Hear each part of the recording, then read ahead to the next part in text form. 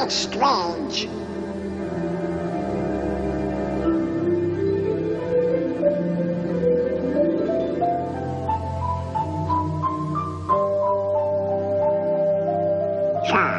That's an odd-looking creature.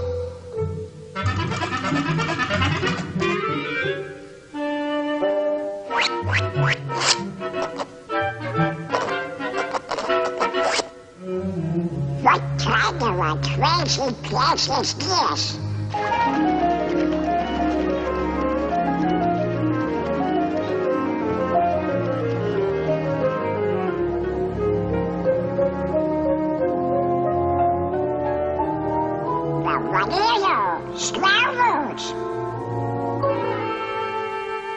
Pi is equal to 3.141592653589747, etc., etc., etc.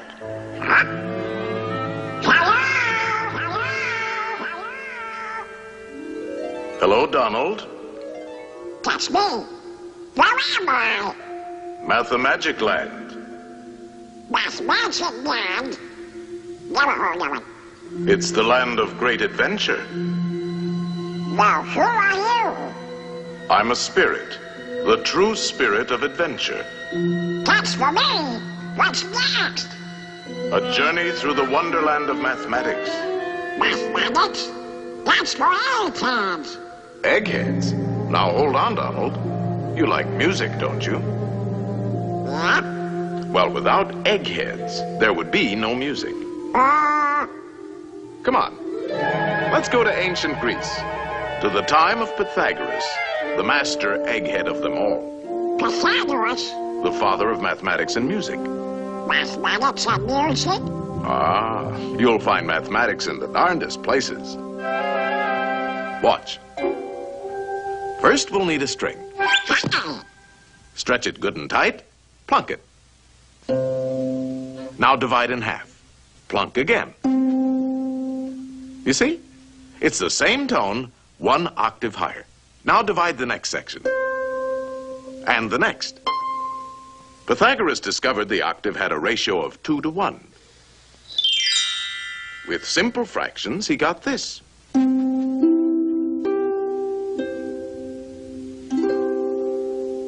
And from this harmony in numbers developed the musical scale of today.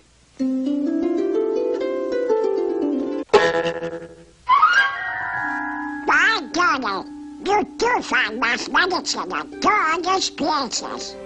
You can imagine how excited Pythagoras was when he shared his findings with his pals, a fraternity of eggheads, known as the Pythagoreans. They used to meet in secret to discuss their mathematical discoveries. Only members were allowed to attend. They had a secret emblem, the pentagram.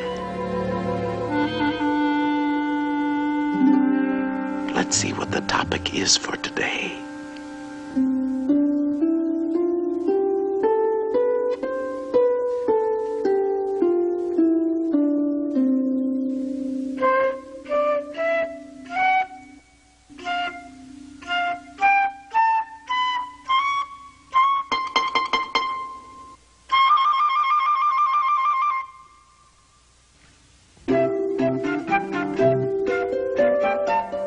What's going on? It's a jam session. Give me something with a beat. Shh.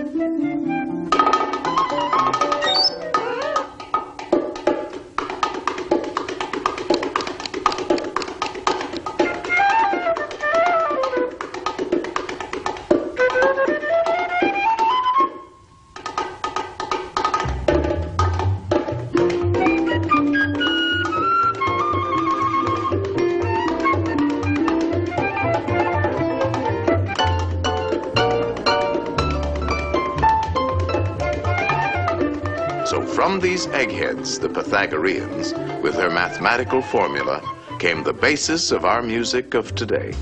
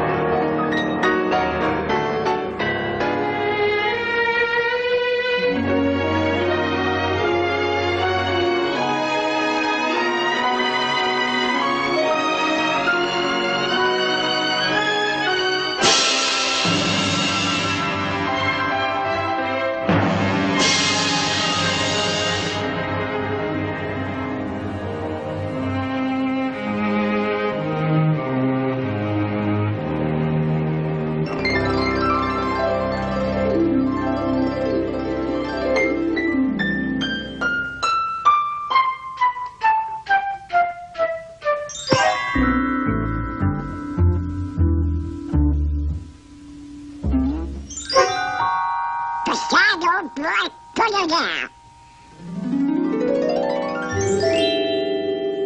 Well, I'll be a frustrated kid. It was our old friend Pythagoras who discovered that the pentagram was full of mathemagic. The two shorter lines combined exactly equal the third. And this line shows the magic proportions of the famous golden section. The second and third lines exactly equal the fourth. Once again, we have the golden section. But this is only the beginning. Hidden within the pentagram is a secret for creating a golden rectangle, which the Greeks admired for its beautiful proportions and magic qualities. The star contains the golden rectangle many times over.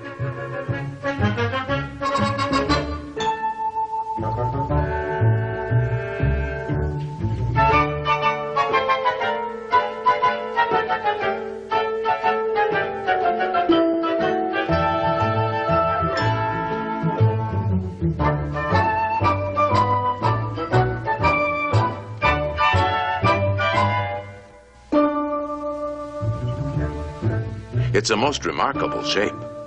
It can mathematically reproduce itself indefinitely.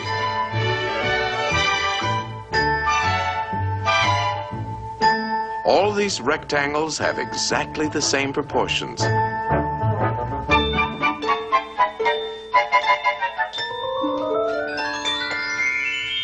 This figure also contains a magic spiral that repeats the proportions of the golden section into infinity. To the Greeks, the golden rectangle represented a mathematical law of beauty. We find it in their classical architecture.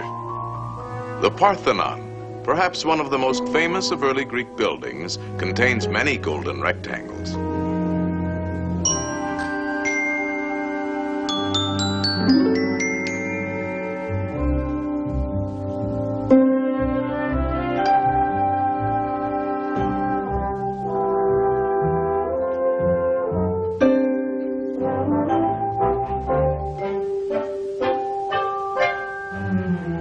These same golden proportions are also found in their sculpture.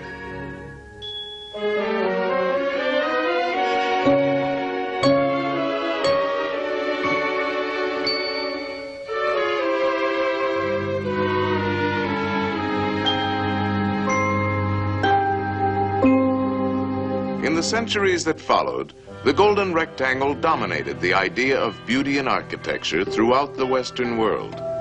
The Cathedral of Notre Dame is an outstanding example. The Renaissance painters knew this secret well.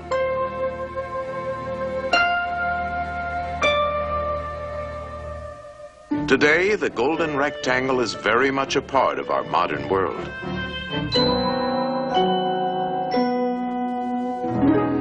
Modern painters have rediscovered the magic of these proportions. Indeed, this ideal proportion is to be found in life itself. Boy, oh boy, oh boy.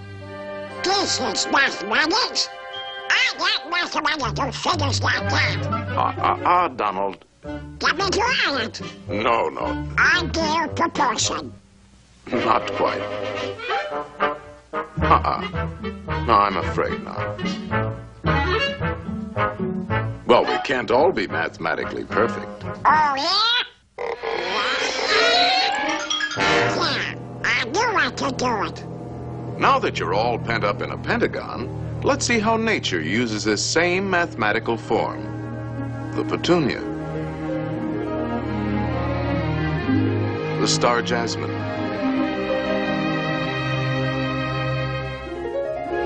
the starfish,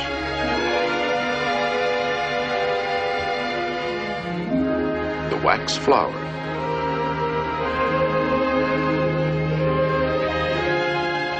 there are literally thousands of members in good standing in nature's Pythagorean Society of the Star.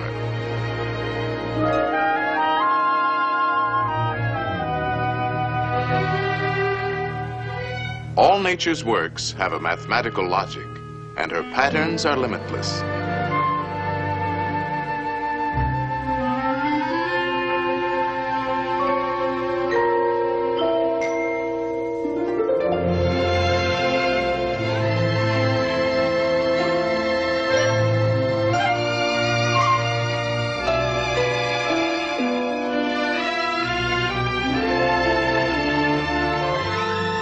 magic proportions of the golden section are often found in the spirals of nature's designs.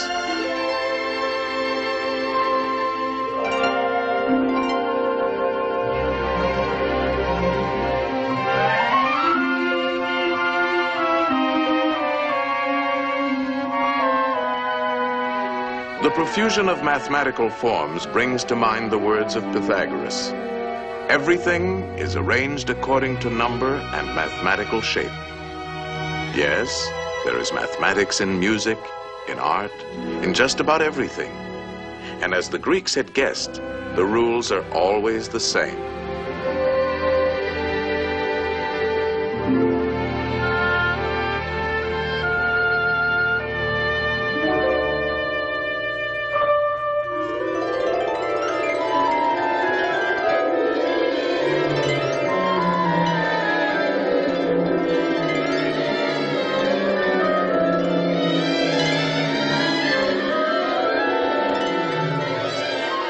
Well, Donald, did you enjoy your geometrical journey? Gee, Mr. Spirit, there's a lot more to mathematics than 2 times 2. That's right, Donald. And you can find mathematics in games, too. Games? Oh, boy.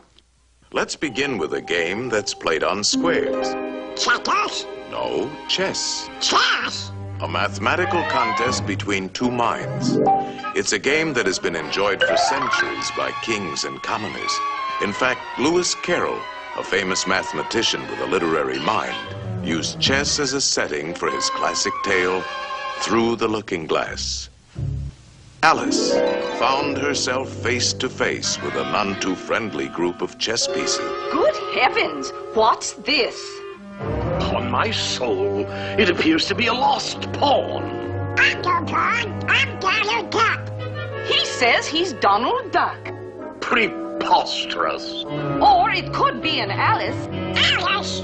No, no, no. It's a lost pawn. Lost pawn? Stop that pawn! Ow, Mr. Spirit!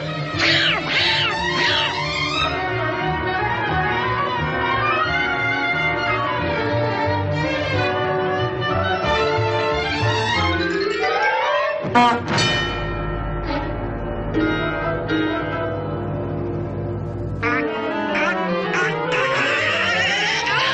ow, ow. Phew, that was close. Now you can look at this game from a safer perspective.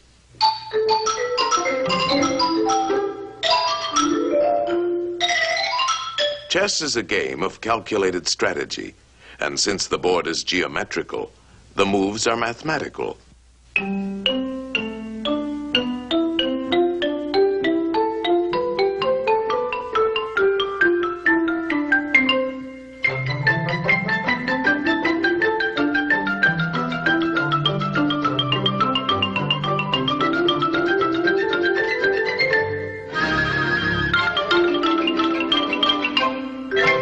Checkmate, and the game is over.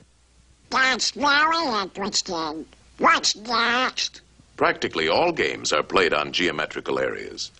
The baseball field is a diamond. Oh, boy.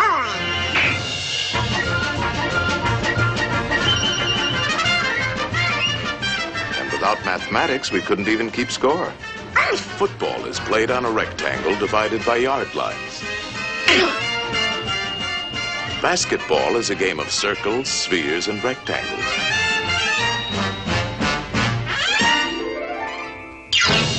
Even hopscotch has its multiple squares.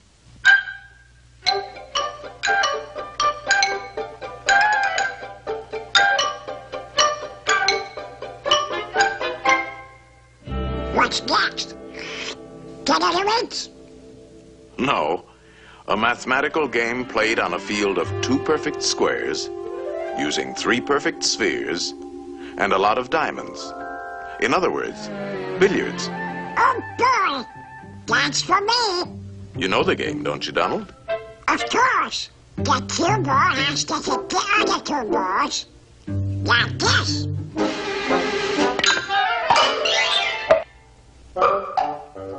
Now let's see how an expert at 3-cushion billiards uses his head. 3-cushion? Yes, the cue ball not only has to hit both the other balls, but it must contact at least 3 cushions before it hits the final ball.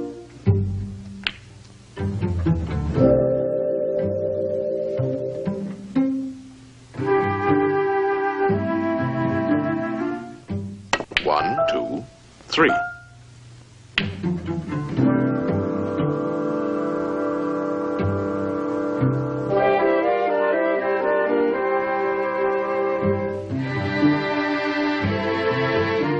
One, two, three.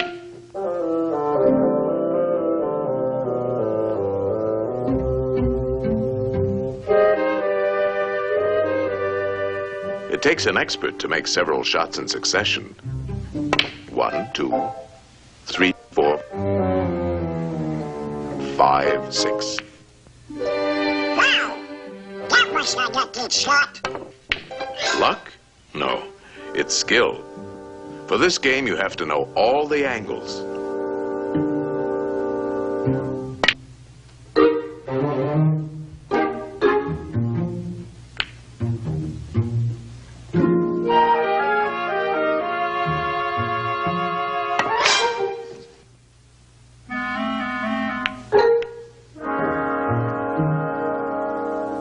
One, two, three, 4, 5, 6, 7. That's amazing! How does he do it? First, there's technique. He's striking the cue ball low, so it'll spin backwards. Hitting the ball on the right side will make it hug the rail. These trick shots take a lot of practice. He missed it! 1, 2, 3. What's the mathematical about that? Oh, this game takes precise calculation. He figures out each shot in his head. He could play it like this, but it calls for quite a bit of luck. There is a better choice. For this, he uses the diamond markings on the rail as a mathematical guide. First, he figures the natural angle for hitting the object balls. And then he finds that his cue ball must bounce off the number 3 diamond. Next, he gets ready for the shot, and he needs a number for his cue position. This calls for a different set of numbers. Very confusing, isn't it? Not when you get the hang of it. You see, the cue position is 4. Now a simple subtraction. 3 from 4 is 1. So if he shoots for the first diamond, he should make it. It's called playing the diamond system.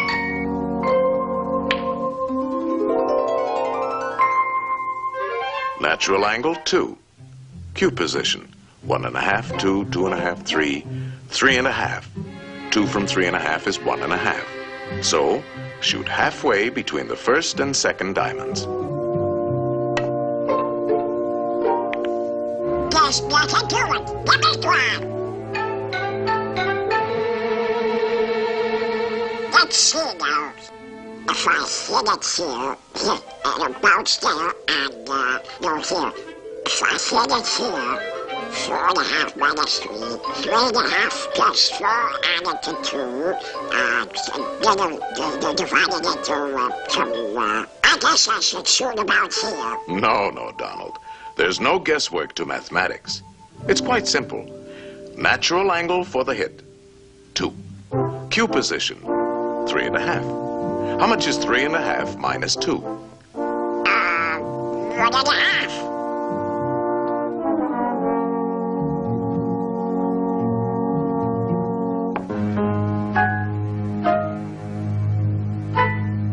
Hey, it works! Oh boy! It's a 6! If I hit it here, 3.5 plus 4, 2, 4.5 minus 3, divided by 9, or something. You're making it tough for yourself, Donald.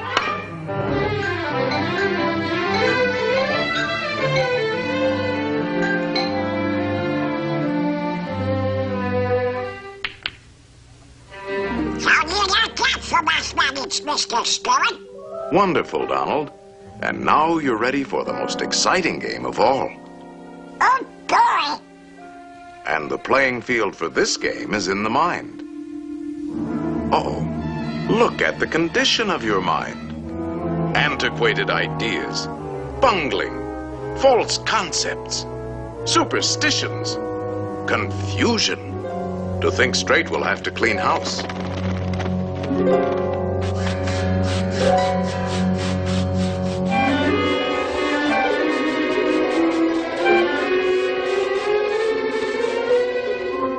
There, that's more like it. A nice clean sweep. This game is played with circles and triangles. Think of a perfect circle. A perfect circle. Perfect circle. Perfect. Put a triangle inside and turn it. Now spin the circle. And what have you got? A ball. Yes, a sphere. The shape of things is first discovered in the mind. Slice off the top, and we have a magnifying glass. That's right. A lens is a section of a sphere. All optical instruments are created through mathematics. You see, there's a lot more to mathematics than just numbers and equations. Let's get back to our circle and triangle. Roll it, and we have a wheel.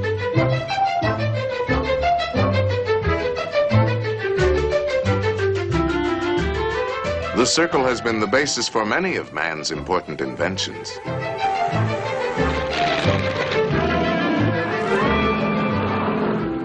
The mind can create the most amazing things. If we spin the triangle, we have a Cone. slice the cone. The cone is full of useful mathematical shapes. Slice it again. Slice it several times. The orbits of all planets and satellites can be found in the cone. No matter how you slice it, it's always mathematics. A slice like this gives us the reflector of a searchlight. A slice like this, the mirror of a giant telescope. A line on a cone, and we have a drill.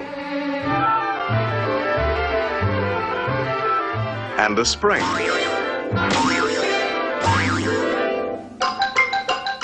Now you're ticking.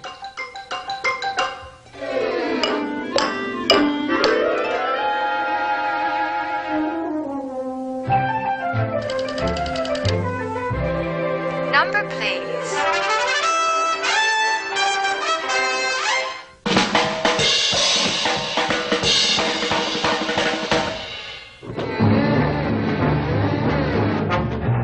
The mind is the birthplace for all of man's scientific achievements.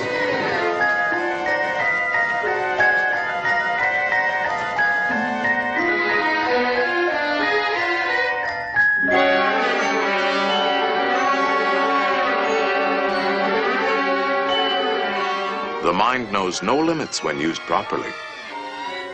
Think of a pentagram, Donald. Now put another inside, a third, and a fourth. No pencil is sharp enough to draw as fine as you can think, and no paper large enough to hold your imagination. In fact, it is only in the mind that we can conceive infinity. Mathematical thinking has opened the doors to the exciting adventures of science. I'll be doggone. I've never seen so many doors before. Each discovery leads to many others, an endless chain. What's the matter with these doors? Hey! These doors won't open. They're locked.